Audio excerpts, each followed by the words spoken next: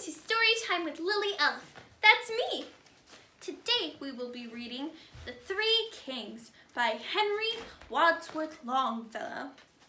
Three kings came riding from far away, Melchior and Gaspar and Balthazar.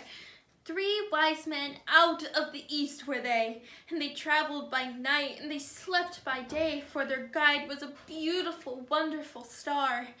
The star was so beautiful, loud, and clear that all the other stars of the sky became a white mist in the atmosphere, and by this they knew that the coming was near of the prince foretold in the prophecy. 3 caskets they bore on their saddle bows, 3 caskets of gold with golden keys, their robes of crimson silk with rows of bells and pomegranates and furbelows, their turbans like blossoming almond trees. And so the 3 kings rode into the west through the dusk of the night, over hill and dell, and sometimes they nodded with beard on breast, and sometimes talked as they paused to rest with the people they met at some wayside well. "Of the child that is born," said Balthazar, "good people, I pray you, tell us the news, for we in the east have seen his star, and have ridden fast and ridden far to find and worship the King of the Jews." And the people answered, "You ask in vain. We know of no king but Herod the Great." They thought the wise men were insane, as they spurred their horses across the plain like riders in haste who cannot wait.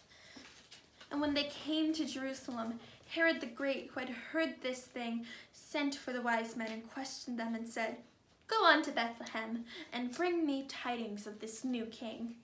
So they rode away, and the star stood still, the only one in the gray of morn. Yes, it stopped.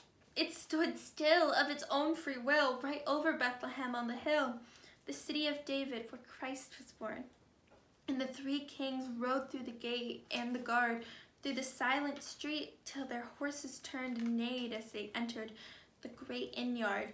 But the windows were closed and the doors were barred. Only a light in a stable burned, and cradled there in the scented hay, in the air made sweet by breath of kin, the little child in the manger lay, the child that would be king one day, of a kingdom not human, but divine.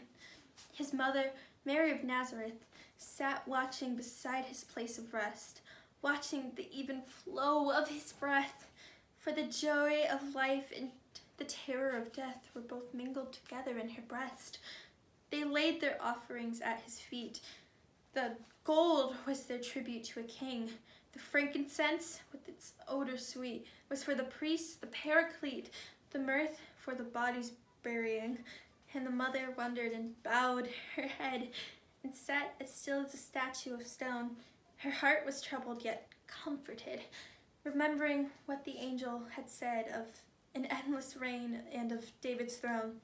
Then the kings rode out of the city's gate with a clatter of hooves and proud array, but they went not back to Herod the Great, for they knew his malice and feared his hate. They returned to their homes by another way. I hope you guys enjoyed watching this. Remember, be good. Santa's watching. Bye!